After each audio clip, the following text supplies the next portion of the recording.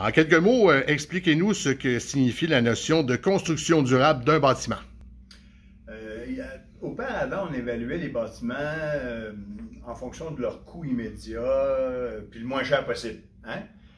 Présentement, on évalue plutôt les bâtiments en fonction de comment ils vont performer dans le temps. Donc, c'est ce qu'on appelle du bâtiment durable. Quand on dit durable, c'est que dans le temps, avec l'opération d'un bâtiment, on s'aperçoit que certains matériaux qui paraissaient peut-être pas très dispendieux en commençant, pouvaient avoir, au niveau de l'ensemble du cycle de vie, avoir un prix qui était beaucoup plus élevé à la fin. Donc, le projet qui paraissait peu dispendieux à la fin devenait plus dispendieux. Donc, il faut voir le bâtiment en fonction de comment il va être tout au long de son opération, puis à la fin de sa vie, qu'est-ce qu'on va pouvoir faire avec. Donc, il va devenir plus durable si on a pensé plus tard, qu'est-ce qu'on va faire avec le bâtiment.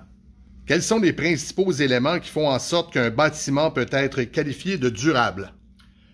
Pour qu'il soit durable, encore là, le même principe, on va regarder comment dans le temps il va pouvoir performer. Comment à la fin du bâtiment, quand le matériau va être désuet, comment on va pouvoir faire avec lui un nouveau matériau. Donc on parle de récupération, de recyclage, mais que potentiellement qu'on ne l'enverrait plus aux déchets. Donc, potentiellement, il faudrait que le produit, on pourrait dire, on a une seconde vie, une troisième vie, ou même si jamais il n'est pas du tout récupérable, il pourrait être compostable. Je parle d'isolation, un exemple. L'isolation, on parle de laine de verre dans les bâtiments. On n'a jamais posé la question où ça va, la laine de verre. Ben voilà, donc, à la fin. Présentement, on parle de produits qui viennent de l'agriculture, comme la laine de chanvre. Donc, un produit qui, à la fin de son cycle de vie, il va être récupéré, il va être recyclé, ou bien il va être mis tout simplement au compost. C'est complètement une nouvelle façon de penser. L'électricité va être aussi en fonction de la capacité du bâtiment d'être plus efficace au niveau énergétique.